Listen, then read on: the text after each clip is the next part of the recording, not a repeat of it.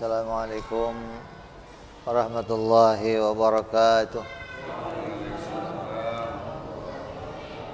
Al-Fatihah ila ruhi Sayyidina wa Habibina wa Syafi'ina Rasulillah Sayyidina Muhammad ibn Abdullah sallallahu alaihi wa alihi wa sahbihi wa azwaji wa dhurriyyatina dhayya'ali darajatihim bil jannah wa yanfa'una bi asrarihim wa anwarihim wa ulumihim wa nafahatihim wa barakatihim fid dini wa dunya wal akhirah wa yaj'aluna min hisbihim wa yarzuquna mahabbatahum wa yatawaffana ala millatihim ويحشرنا في زمرتهم بالعافية وسلامة لهم الفاتحة أعوذ بالله من الشيطان الرجيم بسم الله الرحمن الرحيم الحمد لله رب العالمين الرحمن الرحيم مالك يوم الدين إياك نعبد وإياك نستعين اهدنا الصراط المستقيم صراط الذين أنعمت عليهم غير المغضوب عليهم ولا الضالين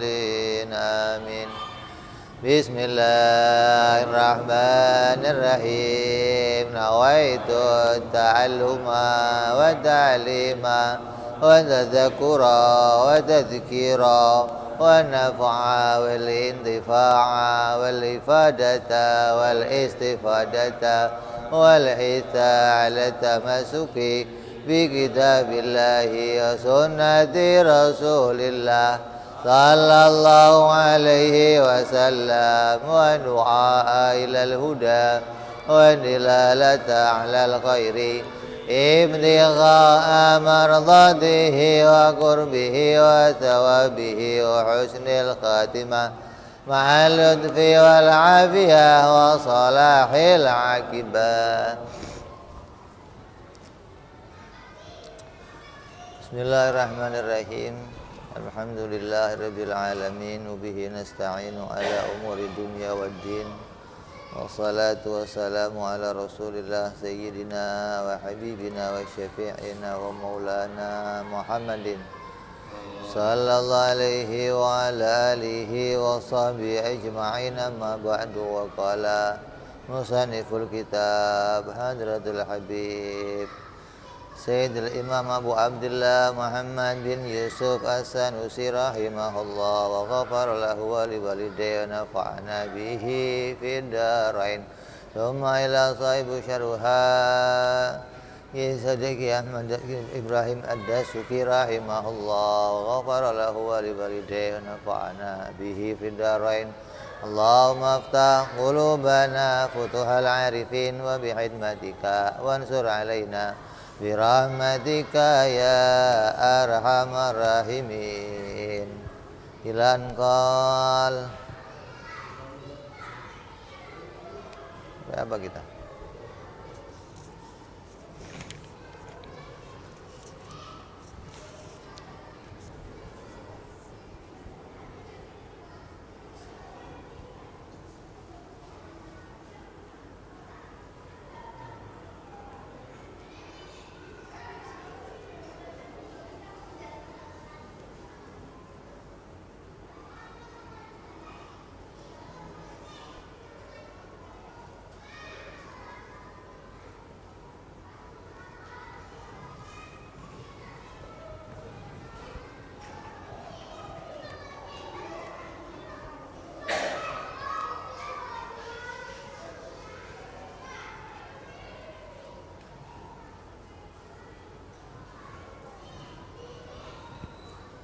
Apa?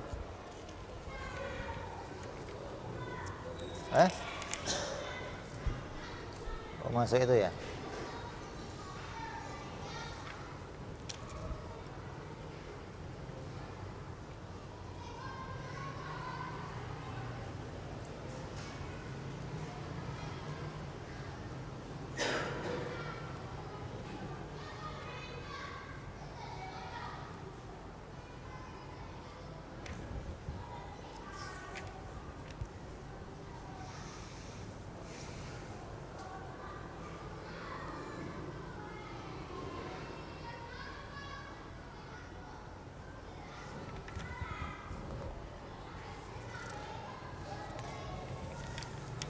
masuk dalam pembahasan sifat Allah Subhanahu wa ta'ala. Wa yajibu ala kulli mukallafin syar'an ya'rifa ma yajibu fi haqqi maulana jalla wa azza, ma yastahilu wa ma yajuz. Wa kadza yajibu alaihi ya'rifa mithla dhalik fi haqqi rasuli alaihi wassalatu wassalam.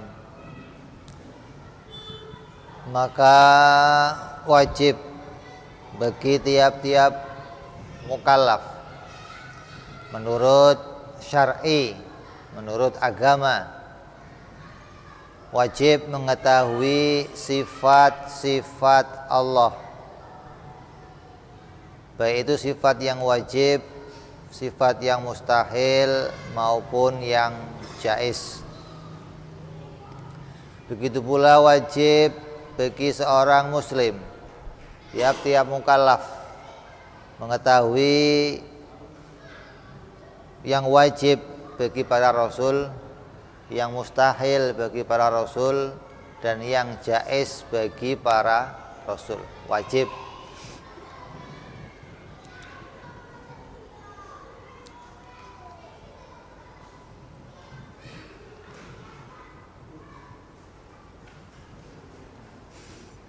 Jadi kita masuk dalam pembahasan mengenali sifat-sifat Allah Subhanahu wa ta'ala. Maka sudah dibahas bahwa pengetahuan tentang sifat-sifat Allah ini tergantung pada pengetahuan kita tentang wajib, mustahil, jaiz. Karena yang akan kita ketahui dari semua sifat-sifat Allah itu adalah sifat yang wajib, sifat yang mustahil, dan yang jaiz. Sehingga kalau kita nggak mengetahui apa itu wajib, apa itu mustahil, apa itu jaiz, maka kita tidak akan bisa mengetahui hak-haknya Allah. Jadi kewajibannya itu mengetahui wajib bagi Allah, mustahil bagi Allah, jaiz bagi Allah. Wajib tahu itu. Nah, mengetahui itu, mengetahui tentang wajib, mustahil bagi Allah, mustahil bagi Allah tergantung kepada pemahaman kamu kepada wajib, mustahil, dan jaiz. Ya, berarti mengetahui wajib, mustahil, jaiz itu hukumnya sama-sama wajib. Karena untuk mencapai sesuatu yang wajib, maka sarananya juga wajib, gitu loh. Hanya dari kemarin kita ulang-ulang pembahasan wajib, mustahil, jaiz. Kenapa? Karena ini menjadi ketergantungan kepada sahnya pemahaman kita tentang sifat-sifat Allah. Karena tahunya kewajiban kita mengetahui sifat Allah itu sebatas mengetahui yang wajib, yang mustahil, dan yang jaiz. Sehingga kalau tiga hukum itu enggak kita ketahui, kita tidak bisa mengetahui sifat-sifatnya Allah. Ulang terus, kamu putar-putar terus itu wajib, mustahil, jaiz, wajib, mustahil, jaiz, terus cari takbirnya, cari percontohannya, cari hingga kamu nggak perlu lagi berpikir apa itu yang wajib, apa itu yang mustahil, apa itu yang jaiz. Hingga untuk menemukan yang wajib, mustahil, jaiz menjadi sangat mudah bagi kita. Jadi ulang-ulang terus itu. Orang yang nggak paham ini repot dah. Sampai dikatakan sejatinya akal itu yang memahami wajib, mustahil. Kalau ada akal kok nggak paham wajib, mustahil, jaiz, sama saja nggak punya akal, gitu loh.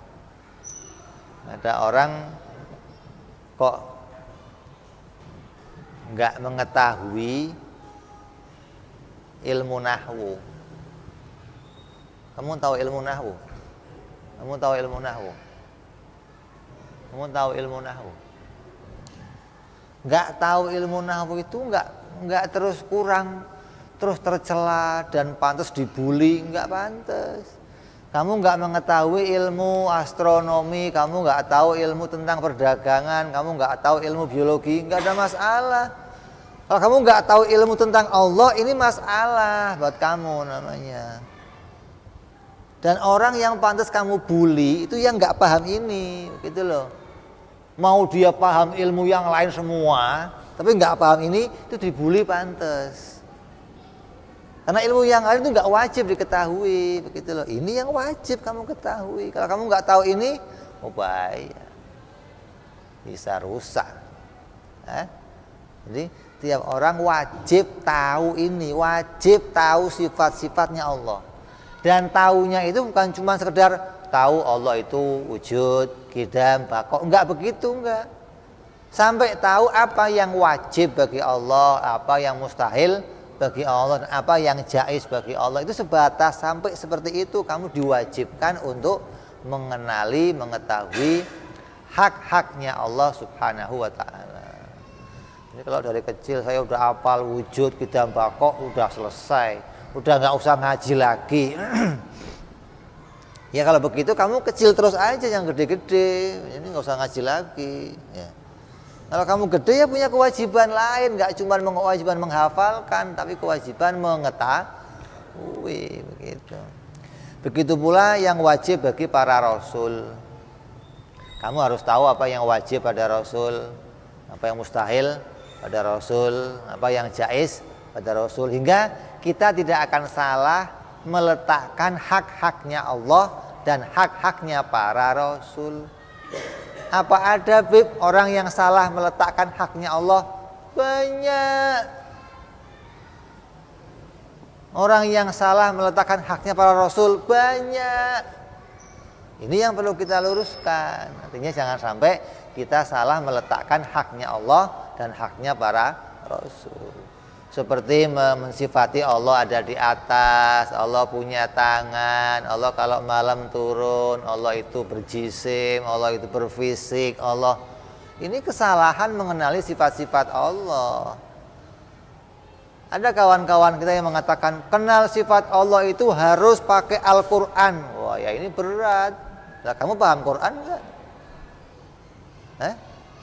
Pokoknya kalau yang sifatnya ada di situ harus diimani. Allah punya tangan di situ ada, Allah punya mata di situ ada, Allah punya wajah di situ ada. Apa itu harus kita imani semua?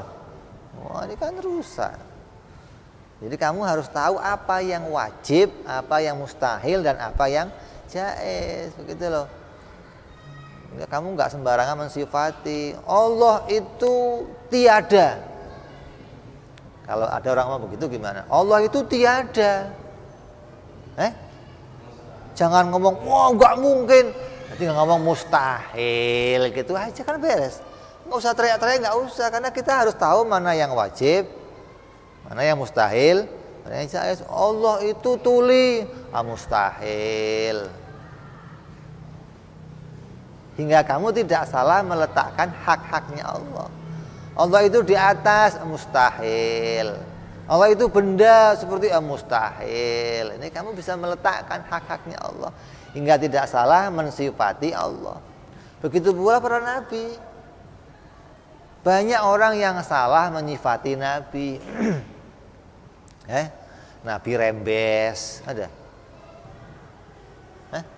Nabi umbelan ada. Nabi pelekan. Nabi punya sifat pernah berdosa, Nabi pernah maksiat, Nabi pernah kelihatan auratnya, ada begitu? Ada. Ada. Artinya yang meletakkan seperti itu pada Nabi itu ada. Hingga kalau kita nggak meluruskan, kita akan jadi bagian dari orang-orang itu, begitu loh.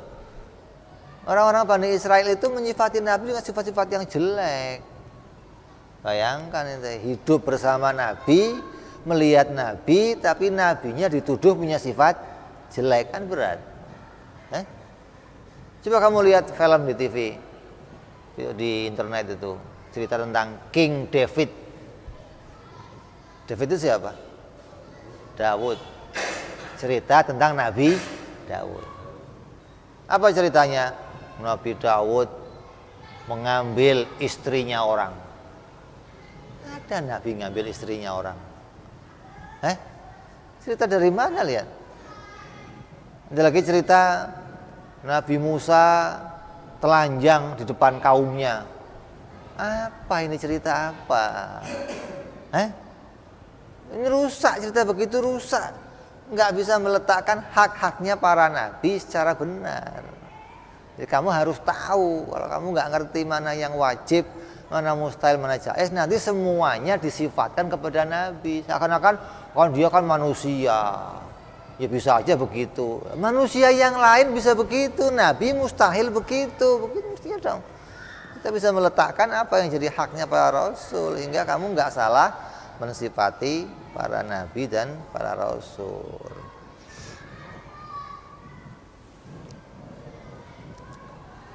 Yakni anahu yajibu syar'an, yang dimaksud syar'an kewajiban mengenal Allah itu adalah secara syar'i. Ala kulli mukallafin, bagi tiap-tiap orang yang sudah mukallaf. Mukallaf itu apa? Bahwa balighul aqilu, yaitu orang yang baligh dan berakal. Baligh itu usianya 15 tahun atau sudah ikhtilam, mimpi keluar mani. Dan akal, wal aqilu, dan orang yang berakal. Aya'rifa ma dzukir, maka wajib mengetahui apa yang telah disebutkan, yaitu sifat-sifat Allah dan sifat-sifat para rasul. Li'annahu bima'rifati dzalika yakunu mu'minan muhaqqaqan. Karena dengan mengetahui haknya Allah dan haknya Rasul, maka orang tersebut menjadi orang mukmin yang hak. Orang mukmin yang memastikan keimanannya, meneguhkan keimanannya. Li imani ala basirati fi dinihi, di dalam dasar pengetahuan agamanya. Ini penting makanya. Jadi orang yang sampai nggak tahu ini, maka dia nggak menjadi orang yang mukminan muhaqqaqon. Nggak jadi orang yang teguh imannya, nggak bisa. Jadi orang yang bisa teguh imannya, nggak goncang dengan berbagai macam keadaan ketika kamu tahu wajib, mustahil, jaiz. Makanya jangan dianggap hal yang sulit, Beb. Ngaji wajib, mustahil itu sulit. Ya memang sulit lah, wong ganjarannya aja banyak. Lu yang maunya yang mudah-mudah aja, ganjarannya banyak. Emang kalau sesuatu sudah dikonversi sama dunia itu susah semuanya. Semuanya dinilai mana yang untungnya paling banyak, modalnya paling itu, semuanya pakai hukum ekonomi, kan berat. Semua pakai hukum ekonomi. Mau ngaji aja pakai hukum ekonomi, kan berat. Nanti ibadah juga pakai hukum ekonomi, semua begitu. Lah yang udah diketahui.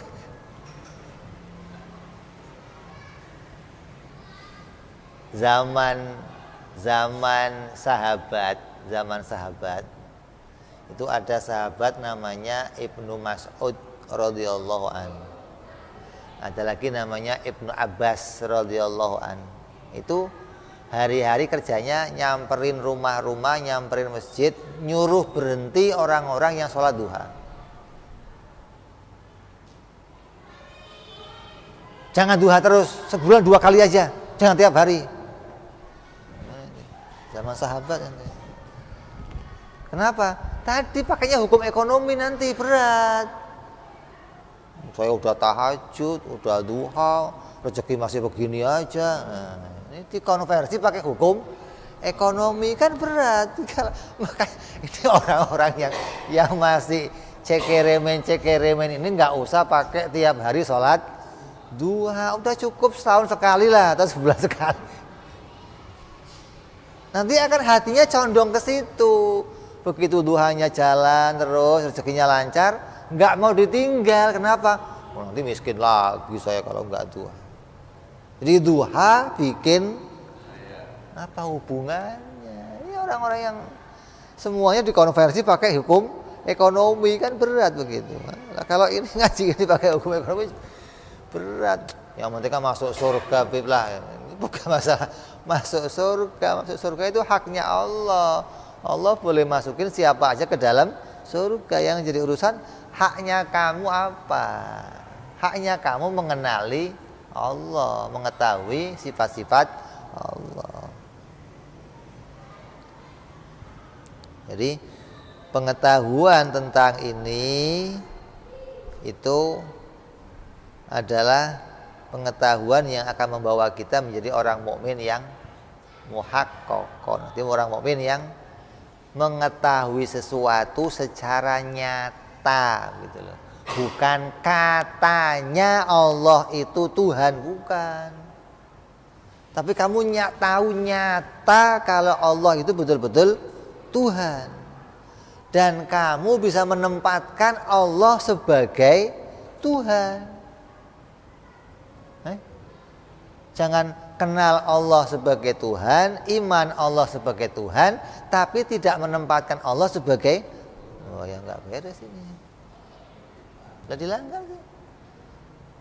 Nah, kalau kamu bisa menempatkan ini ya kamu jadi mukmin yang hak, mukmin yang muhaqqaq, muhakkik namanya kamu. Mukmin yang hak, mukmin yang benar, mukmin yang sejati kata orang itu. Ada Islam sejati, ada mukmin sejati. Mukmin sejati bagaimana yang ini? Memahami ini. Kalau nggak paham ini bagaimana? Ya namanya mukminnya main-main. Kenalnya Allah main-main. Lah, kenal Allah yang nggak main-main yang gimana yang muhakkik? Yang kalau kamu waktu doa, ini gambarannya. Kalau kamu doa kamu nggak dikabulkan, kamu seneng.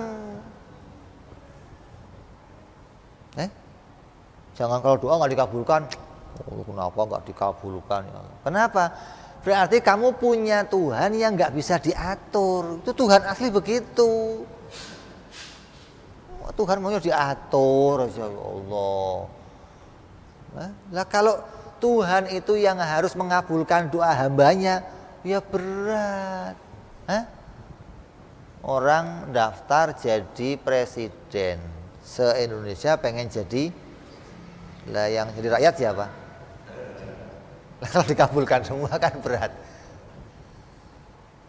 Semuara baru doanya ya Allah jadikan saya istri yang cantik. Kalau yang jelek buat siapa? Kalau kamu kok menganggap Tuhan itu yang apa? Yang harus nurutin doa kamu, itu bukan Tuhan yang begitu, itu jaga parkir, tukang jaga Indomaret itu yang nurutin kemauan kamu. Tuhan terserah dia dong. Kalau semua orang yang kawin itu doanya dikabulkan, ya Allah minta istri yang cantik, terus dikabulkan semua, harus dikabulkan. Nah terus yang jelek kemana? Saya yakin di antara kamu kawin itu bukan karena wanita pilihan kamu, bukan. Karena kepepet nggak ada yang lain, udah ini nggak apa-apa lah. Kamu harus bangga itu, gitu. Kenapa? Berarti Tuhan saya itu yang ngatur betul-betul, begitulah. Bukan saya yang ngatur, bukan. Tapi Tuhan itu yang ngatur, gitu loh. Bebas, dia bikin apa aja bebas. Jangan kamu kok, masa sih saya udah begini Tuhan nggak? Bagaimana sih mau kenal Tuhan kok begitu? Itu bukan mukmin muhaqqaqon namanya itu. Orang mau. Artinya kamu tidak menempatkan Tuhan sebagai Tuhan yang sebenarnya, begitu loh. Kamu nganggap Tuhan itu harus nurutin kemauan kamu. Pokoknya kalau enggak, saya nggak mau sholat. Nah apa begitu? Saya nggak mau wirid lagi pokoknya. Kalau ini nggak dikabulkan, apa itu? Kan berat, menyembah Tuhan kok begitu? Kamu nyembah Tuhan apa pacaran? Jadi harus tahu ini agar kamu bisa menempatkan sesuatu pada tempatnya. Memang sulit, ngaji ini sulit, apalagi sudah bicara ta'aluk nanti. Ta'aluknya kudrat, ta'aluknya iroda, ta'aluknya sama apa, sulit. Tapi setiap kesulitan itu ada jalan keluarnya, ada caranya untuk tahu gitu loh. Bukan sulit tinggalin, ya tambah rusak. Ya nggak ngerti-ngerti kata ulama apa? Kalau nggak bisa kamu ambil semua, jangan tinggalkan semua, begitu dong. Sudah nggak bisa diambil semua, pusing sama sekali nggak mau dikaji, oh ya tambah rusak. Bagaimana sih? Jadi ada selalu jalan keluar, tinggal kamu mau, kamu jalani jalannya, kamu lewati apa yang menjadi adatnya. Urusan sampai nanti Allah urusannya, begitu loh. Nah, kalau sulit, nggak bisa ini, nggak bisa. Nggak bisa itu karena kamu nggak tahu jalannya. Kalau kamu tahu jalannya ini loh, oh ngaji tauhid caranya begini, caranya begini. Lah jadinya bagaimana? Ya, itu urusannya Allah. Kok belum sampai mati? Ya itu urusannya Allah. Perintahnya kamu suruh jalan di situ, di rel itu. Makanya nanti kewajiban kenal Allah itu nanti ulama berselisih. Yang wajib itu nanti kenal Allah atau mikir. Kalau saya kok belum kenal Allah udah mati gimana? Baru kenal wujud kita mati, terus gimana? Berarti belum makrifat kan? Belum kenal 20 sifat, terus bagaimana? Wow, masalah ini. Jadi kewajiban utamanya apa? Nah, ini ulama berbeda pendapat ini. Sampai nanti kewajiban yang utamanya itu an-nadhru, berfikir. Kalau sudah berpikir, apa yang dipikirkan? Mau tahu tentang hak-haknya Allah. Nah, ini orang yang sudah melangkah kepada menjalankan perintah ini. Yang namanya ulama, yang namanya orang alim, kalau dia menteliti sesuatu, itu dia berpikir. Kalau meneliti dia mikir. Lah kalau kita, kamu kalau meneliti menikmati. Masa lihat gunung, indah bener, indah hasilnya. Oh, nggak ada nazar, subhanallah, bagusnya nggak ada. Lihat makanan, ini ada cabai, ada merica, enak. Kalau meneliti hasilnya menik. Nah, itu. Kalau mereka enggak, kalau meneliti itu berpikir gitu loh. Hasilnya mana wajib, mana mustahil. Itu orang alim begitu lah. Kalau kita kan enggak. Akal buat mikir baru ngaji di sini doang kan kamu. Kalau nggak ngaji di sini, boro-boro buat mikir gitu. Jadi jangan ngimpi-ngimpi lah, pengen saya mau langsung kenal Allah. Udah insya Allah udah begitu aja. Yang penting jalanin kewajiban ngaji gitu. Berapa tahun aja nggak ada urusan lah, mau seumur hidup. Yang penting saya jalanin kewajiban, kenal hak-haknya Allah, kenal sifat-sifatnya Allah. Bukan kejar tayang, 40 hari harus kenal. Oh ya nggak beres, nanti kenalnya tertatih-tatih jadinya. Jadi orang yang ingin sampai pada mukmin muhaqqaqan atau mukmin yang hak, itu yang sampai bisa menempatkan sesuatu yang haknya pada Allah dan bagi para Rasul alaihi wassalatu wassalam. Wa inna maqala ya'rifu, adapun perkataan ya'rifu lam yakul yajzimu, dan tidak dikatakan dengan yajzimu atau mantap. Perintahnya ayya'rifa, bukan ayyajzima gitu. Kamu disuruh mantap, kamu disuruh apa? Mengetahui, kamu disuruh ayya'lama atau ayya'rifa, bukan disuruh ayyajzima atau memantepi. Isarotan, ini sebagai isaroh ila annal matluba fi aqaidil iman al ma'rifatu, bahwa yang dimaksud isaroh itu menjadi sebuah tuntutan bahwa akidah-akidah keimanan ini harus sampai pada pengetahuan, bukan kemantapan. Coba ini. Nah, rata-rata kita mantep. Yang penting iman itu mantep. Yang penting yakin, mantep, beres. Ya bagi jumhur mutakalimin nggak boleh, jangan begitu. Nanti orang-orang jumhur fuqaha itu jangan cuma mantep. Kalau mantep doang nggak beres. Kenapa? Karena mantep tanpa ilmu itu mungkin saja gonjang ganjing gitu loh.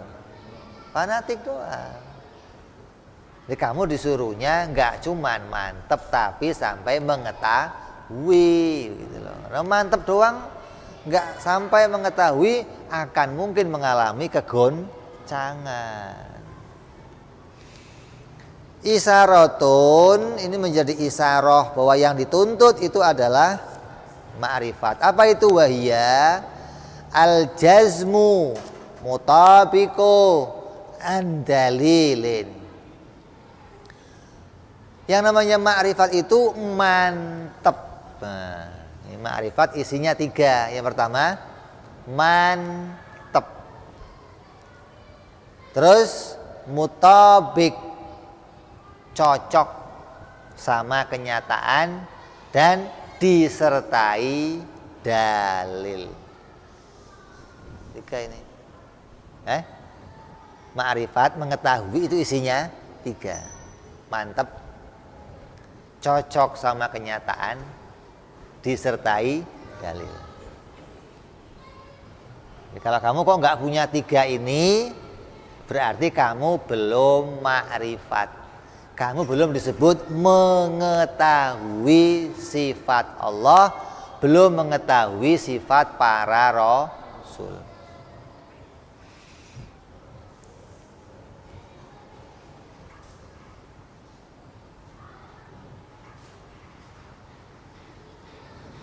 Wala yakfi, dan tidak cukup fiha, di dalam mengetahui itu at-taklid, yaitu ikut-ikutan. Apa itu ikut-ikutan? Wahua, yang namanya orang ikut-ikutan itu al-jazmu, mantap, al-mutabiqu fi aqaidil iman bila dalil. Mantap, cocok sama kenyataan tapi nggak pakai dalil. Mantep bukan gimantep, bukan mantep udah qaid udah ya, udah. Mantep itu dimiliki oleh semua orang, semua agama pengikutnya punya kemantapan. Kalau dia nggak mantep, pindah agama. Coba kamu suruh orang Kristen masuk Islam, kamu bayar gitu. Mau nggak? Mau nggak? Kenapa nggak mau? Kalau dia mau gimana? Berarti nggak mantep, begitu loh. Ya, jadi namanya mantep itu sesuatu yang tidak mengalami perubahan. Kalau masih bisa mengalami perubahan, bukan mantep namanya.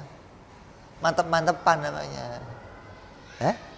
Saya yakin 2 tambah 2 itu 5. Mantep saya pokoknya. Itu mantepnya kamu, itu mantep-mantepan. Kenapa? Nanti ketika dikasih tahu kenyataannya, oh 4 ya. Berarti mantep kamu tadi itu, oh saya kira 5. Itu mantep apa itu? Mantep kok begitu? Mantep kok berubah-berubah? Itu bukan mantep gitu loh. Jadi mantep itu yang tidak mengalami lagi perubahan. Lah yang bagaimana? Mantep yang harus cocok sama kenyataan gitu loh. Memang kenyataannya itu 2 tambah 2 4, itu kenyataan gitu loh. Kamu mantep terus cocok sama kenyataan, kasih tahu 2 tambah 2 4. Mantap kamu, 4 pokoknya. Tapi kamu nggak ngerti itu 4 atau bukan. Tapi kamu mantep, itu sudah mending maksudnya. Sudah cocok sama kenyataan. Tapi dalam urusan iman, kamu disalahkan. sangka. Kenapa? Karena kamu nggak pakai dalil, nggak mau berpikir untuk tahu kenyataan bahwa 2 tambah 2 betul-betul 4. Jadi orang Islam itu punya mantep, punya cocok sama kenyataan, tapi kurangnya nggak punya dalil. Maka yang ini disebut namanya taklid. Mantepnya udah ada, cocok sama kenyataan udah ada, yang kurang dalil. Maka wajib kamu ngaji dalil, gitu loh. Wajib ngaji mengenali bukti-bukti tentang sifat-sifat Allah dan sifat-sifat para Rasul. Nah, kalau orang di luar Islam bagaimana? Punyanya cuman mantep, nggak cocok sama kenyataan, boro-boro dalil, begitu. Sama kenyataan aja nggak cocok, boro-boro pakai dalil, gitu loh. Jadi ma'rifat isinya berapa? 3. Yang sah yang bagaimana? Yang kamu mantep tentang sesuatu, yang kamu mantepin cocok sama kenyataan, dan kamu punya dalil, ini sempurna. Orang kafir cuman punya 1 mantep, yang 2 nggak punya, nggak cocok sama kenyataan dan nggak punya dalil. Lah awamnya orang Islam punya 2, mantepnya punya, cocok sama kenyataan punya. Saya yakin Allah Tuhan, saya yakin Allah Esa. Udah bener belum? Udah mantep dan cocok sama, tapi nggak punya bukti. Apa buktinya Tuhan itu Allah? Nggak ngerti saya, pokoknya mantep saya. Katanya begitu. Ini mantepnya nggak punya. Lah ini ya bermasalah dalam agama, gitu loh. Ini orang yang kebangetan sampai sama Tuhan aja nggak kenal. Urusan cari duit pinter, ilmu cari duit bikin ini, pokoknya asal ada peluang, peluang. Tanya kenal Allah, tahu saya. Ini kan repot ini. Ini yang otak-otak cidil begini, ini yang perlu kita gimana sih? Orang mukmin, orang hambanya Allah, nggak pernah mau mikir mengenal. Yang mau dipikirin perut, perut kok dipikirin aja, kan berat. Akhirnya Abdul Butun, jadi hambanya perut, bukan Abdullah, bukan Abdul Butun. Jadi dalam hal ini tidak cukup taklid. Nggak cukup itu maksudnya bagaimana? Nggak cukup itu tidak dianggap sah imannya, tidak dianggap imannya memenuhi persyaratan, karena keluar dari pengertian mengetahui. Wa ila wujubil ma'rifati adami iktifai bitaklid. Dhahaba jumhuru ahlil ilmi ka Syekh Abi Hasan al-Asy'ari wal Qadi Abi Bakar al-Baqilani wal Imamil Haramain. Hakahu Ibnul Qassari an Maliki aidan. Mayoritas, artinya berarti sebagian besar ulama seperti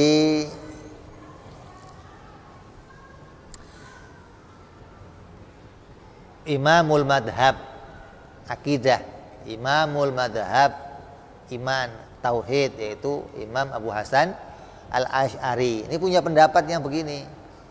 Terus wa Qadhi Abu Bakar al-Baqlani, kemudian Imamul Haramain. Maka mereka semua berpendapat atas wajibnya makrifat dan tidak cukupnya taklid. Ini imam-imam besar ini jadi rujukan kita, begitu loh. Dalam berbagai kitabnya mereka menuliskan bahwa tidak cukup orang yang taklid, tidak cukup orang yang cuman punya mantep, nggak cukup, tapi perlu dalil. Nah, anaknya orang Islam sejak lahir sudah dalam agama Islam, keluarga Islam, lingkungan Islam, mesti dia mantep agamanya agama Islam, tapi mantepnya nggak pakai dalil, hanya lihat kelakuan orang tuanya, lihat omongan orang tuanya, lihat diskusi orang tuanya, maka menjadikan kemantepan pada dirinya tanpa mengetahui pembuktian. Ini yang dipermasalahkan. Keadaan itu masih sama dengan anak-anaknya orang di luar Islam, yang mereka juga mantep kepada orang tuanya, pada pendapat bapaknya, pada pendapat emaknya, guru-gurunya, tanpa juga tahu dalil ini benar atau salah. Jadi meninggalkan berpikir itu yang jadi permasalahan, nggak mau mikir itu yang jadi permasalahan. Tidak cukupnya taklid, hal yang demikian juga diriwayatkan oleh Ibnul Qasar dari Imam Malik radhiyallahu anhum. Tsumma ikhtalafal jumhur al-qailuna biwujubil ma'rifat. Kemudian mayoritas ulama yang berpendapat atas wajibnya ma'rifat itu juga berbeda pendapat. Wajib ma'rifat, enggak boleh taklid. Ya. Ini ulama beda ini. Sebagian mengatakan wajib ma'rifat, sebagian mengatakan boleh taklid. Lah yang mengatakan wajib ma'rifat beda lagi. Wajibnya ma'rifat pakai dalil apa? Nah, dalil ijmal atau dalil tafsil. Nah, ulama juga berselisih. Wa qala ba'duhum al-muqallatu mu'minun illa annahu asin bitarki ma'rifati allati yuntijuha an-nazar as-sahih. Sebagian mengatakan orang yang taklid, ini artinya ketika mereka berpendapat ma'rifat itu wajib, berarti mereka mengatakan orang taklid enggak sah. Nah, pendapat tentang taklid enggak sah kata mereka itu enggak sah. Mereka disebut orang mukmin, al-muqallad orang yang taklid. Al-muqallid itu orang yang taklid, mukminun sebagai orang mukmin, illa annahu asin, tapi dia itu termasuk orang yang maksiat bitarki ma'rifat, dengan meninggalkan mengetahui. Alati yang mana pengetahuan itu yuntijuhan nazar, berasal dari nazar as-sahih yang benar. Jadi meninggalkan berpikir secara benar itu termasuk sebuah kemaksiatan kata sebagiannya. Wa qala ba'duhum innahu mu'minun wala asin. Dia mukmin dan tidak maksiat illa idza kana fihi ahliyatu li fahmin nazar. Kecuali idza kana fihi ahliyatu li fahmin nazar, kecuali dia seorang yang ahli di dalam berpikir. Kalau akalnya lemah bagaimana? Lemot, idiot umpamanya, atau cara mikirnya itu lambat gitu. Kalau mikir duit cepet, kalau mikir Allah itu telemot bener. Kamu tahu wajib. Mikirnya lemot gitu loh. Kamu tahu ini gocapan? Tahu, saya ngerti itu, apal saya kalau itu. Cepet maksudnya. Kalau mikir wajib nyenut. Kalau dia kok bukan ahli nazar, bukan ahli berpikir, maka dia tidak dosa. Kalau dia berpikir, maka hukumnya bisa berpikir, tapi meninggalkan berpikir hukumnya dosa. Qala ba'dhum, berkata lagi sebagiannya, al-muqallidu laisa bimu'minin aslan. Yang paling keras ini. Orang yang taklid bukan orang mukmin secara sebenarnya. aslinya hakikatnya bukan mukmin. Lah ya kan yang namanya mukmin itu kan percaya. Percaya itu asalnya membenarkan. Lah kalau enggak membenarkan, percaya enggak? Ya sebenarnya enggak percaya gitu loh. Artinya enggak bisa disebut percaya wong dia enggak membenarkan. 1 tambah 1 2. Oh iya 2. Bener enggak? 2 pokoknya. Bener enggak? Enggak ngerti soal 2. Enggak ngerti dia. Karena dia enggak membenarkan, hanya mengikuti. Itu bukan percaya. Kalau 1 tambah 1 2. Bener kamu. Nah, ini percaya gitu loh. Karena dia bisa membenarkan. Nah kalau bener enggak? Pokoknya 2. Bener enggak? 2. Dia mau ngomong bener enggak tahu benernya, mau ngomong salah enggak. Nah, ini begitu itu.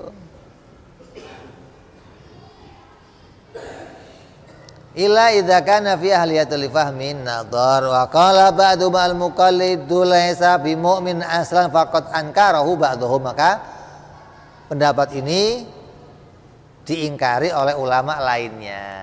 Kalau ngomong orang yang taklid itu kafir pokoknya. Wah, ini sebagian ulama mengingkari. Tapi ada yang masih bertahan dengan pendapat ini bahwa orang mukmin, orang yang tidak mau nazar, enggak ngerti dalil, dia taklid, maka dia bukan orang mukmin. Wali imamil haramain fi syamilil taksimu mukallaf ila arba'atil aqsam. Dan dalam kitabnya Asy-Syama'il yang ditulis oleh Imam Haramain mempunyai konsep pembagian kepada mukallaf itu menjadi 4. Imam Haramain itu imam yang menguasai Mekah dan Madinah, maka dikenal sebagai Imam Haramain. Namanya siapa? Imam Juwaini. Dia punya kitab, salah satu kitabnya namanya Asy-Syamil, yang di dalamnya memberikan pembagian tentang orang yang taklid.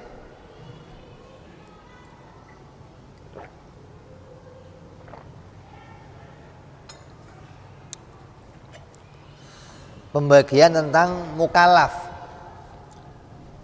Kata beliau begini, waman asya, siapa orangnya yang asya tumbuh hidup, ba'da bulugh, setelah dia balik, zamanan, beberapa waktu,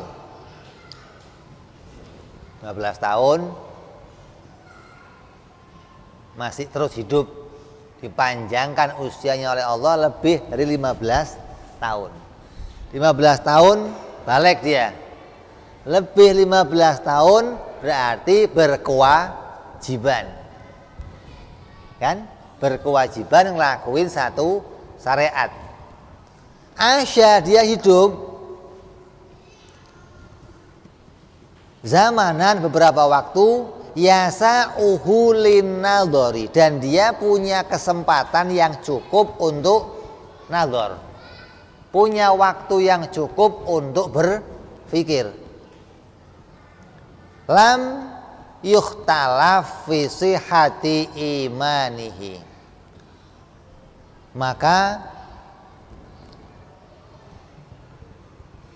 ketika keadaannya seperti itu, maka ulama tidak berselisih. Semua mengatakan imannya itu sah, cukup. Balik, punya kesempatan, bisa berpikir, mau berpikir, maka imannya sah. Nadhar belum nyampe belum ini. Yang penting mau berpikir. Kayak kita di sini nih. Ente mikir nggak ngaji di sini? Apa rahat-rahat aja? Hah? Karena banyak orang yang ngaji sama saya, begitu ngaji pulang, alhamdulillah Beb, tadi dapat Beb apa? Kawan baru Beb. Kawan baru. Tadi alhamdulillah dapat apa? Job Beb, Grab. ini kok dapatnya lain-lain, ini ngaji dapat apa? Dapatnya kawan baru, dapat ada yang nggak ada. Tapi yang penting kamu kelihatan mikir lah, nggak apa-apa lah ya.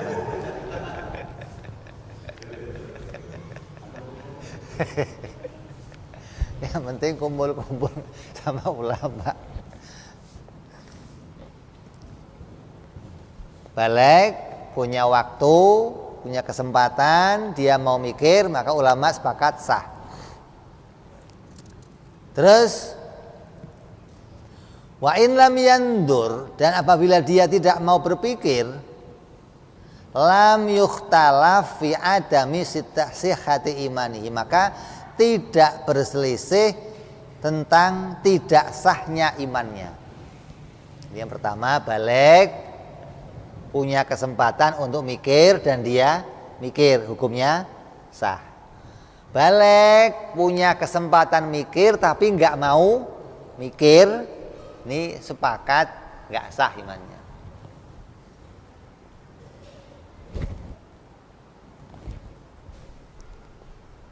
Waman asya ba'da zaman waman asya ba'dahu zamanan la yasa'uhu nadhar wa syaghala dzalika zaman yasira bima yaktiru alaihi fihi min ba'din nadhari lam yukhtalif fi sihhati imanihi. Terus yang ketiga, orang yang setelah balik hidup dalam waktu yang tidak cukup digunakan untuk nadhar. Nah, ini lagi 15 tahun balik, waktunya hidup lebih tapi nggak sempat untuk nadhar maka gimana keadaannya? Maka orang yang waktunya tidak cukup digunakan untuk nadhar, namun waktu tersebut digunakan untuk melakukan pemikiran secukupnya, maka keabsahan imannya tidak diperselisihkan. Kata ulama, masih termasuk sah. Jadi ada ma'rifat, ada nadhar, ada lagi sebelumnya nadhar. Apa itu? Niat untuk nadhar. Jadi orang punya qasdun, punya tujuan mau mikir, termasuk menggugurkan kewajiban, kata ulama. Kalau ma'rifat puncak namanya, selesai. Nadhar udah jalannya. Ini belum nadhar, artinya belum ngerti al-alamu hadisun wa kullu hadisin wa alamu mutaghayyirun wa kullu mutaghayyirin hadisun. Ini enggak sempat mikir-mikir begitu, tapi sudah punya keinginan untuk mencari tahu tentang Allah, maka termasuk orang yang punya qasdun lin nadhar. Lah, qasdun lin nadhar dikatakan hadza awalul hidayah. Di hidayah pertama itu ini. Banyak orang menolak ini, begitu loh. Ketika di hatinya oleh Allah letakkan pengetahuan untuk nih, ada orang yang ngajak nyembah Allah. Ah, enggak, salah mesti ini. Nolak untuk mengetahui kebenaran, maka berarti menolak hidayah dia. Jadi semua orang itu aslinya dikasih hidayah sama Allah. Hanya ada yang setelah dikasih hidayah kemudian ditolak. Ada yang dikasih hidayah kemudian diambil, gitu loh. Jadi nggak ada orang, saya nggak dapat petunjuk, bohong kamu. Kalau kamu nggak dapat petunjuk, kamu bebas hukum. Kamu nggak dapat berita, kamu bebas hukum. Gitu dong. Jadi karena dia kena hukum, kenapa ada berita yang datang kepada dia lah?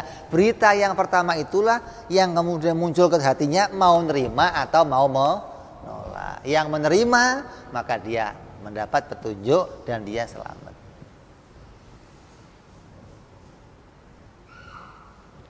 Wa in a'radha, dan apabila dia menolak anil isti'mali fikrihi fima yasa'u dzalika zaman al yasira bima yaktiru alaihi fihi minan nadhari fa fi sihhati imanihi qaulani wal asah adamu sehat.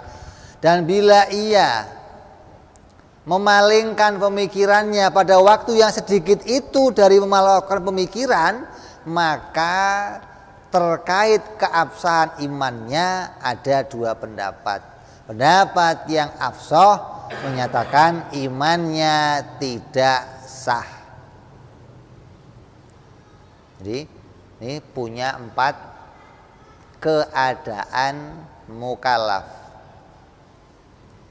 Yang pertama apa? Punya waktu. Punya waktu, punya apa? Kesempatan, mau berpikir, mau menjalankan perintah berpikir, maka ulama sepakat sah. Ya. Yang kedua, punya waktu 15 tahun, masih panjang umurnya, punya waktu tapi enggak digunakan untuk berpikir, meninggalkan berpikir, maka ulama masih mengatakan imannya sah, walaupun ini hukumnya maksiat, hukumnya berdosa karena punya kemampuan untuk berpikir tapi meninggalkan mikir. Yang ketiga, 15 tahun hidup punya waktu yang sebentar dan enggak sampai bisa dipakai untuk nazar, tapi dia punya qasdun lin nazar, maka masih selamat dia. Yang keempat, orang yang punya hidup 15 tahun, punya waktu yang sedikit tapi tidak digunakan untuk nazar, maka hukumnya dua pendapat. Satu mengatakan sah, satu mengatakan tidak sah. Ini 4 ini keadaannya mukallaf, keadaannya orang yang baligh, keadaannya orang yang sampai pada 15 tahun terus mau diputuskan ini iman atau enggak iman. Tinggal pilih dia masuk kelompok yang mana. Punya waktu nazar, punya waktu enggak nazar, enggak punya waktu enggak nazar, enggak punya waktu nazar, ini tinggal mau menempatkan di bagian yang mana. Qultu, maka aku berkata,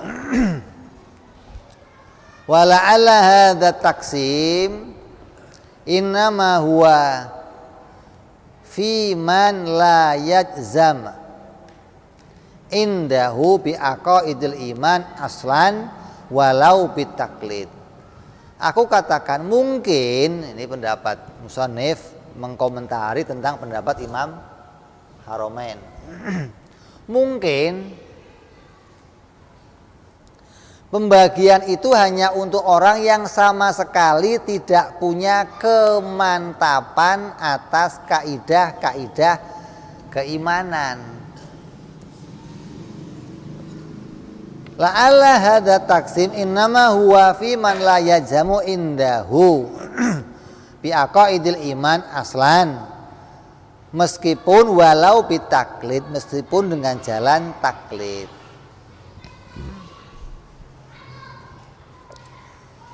Wa dhahaba ghairul jumhur ila annaha an-nadhara laisa bi syartin fi sihatil iman bal walaisa biwajibin aslan wa innama huwa min syurutil kamali faqat wa qad ikhtara hadzal qaul asy-syekh al-arif al-wali ibnu abi jamrah wal imam al-kusyairi wal qadi abul walid ibnu rusdi wal imamul ghazali wa jama'atun. Maka mayoritas ulama ulama fuqaha berpendapat pemikiran, berpikir, mencari dalil, mencari pembuktian tentang Allah itu pasti esa. Kalau Allah enggak esa, alam ini enggak wujud. Kalau Allah enggak esa, tidak akan muncul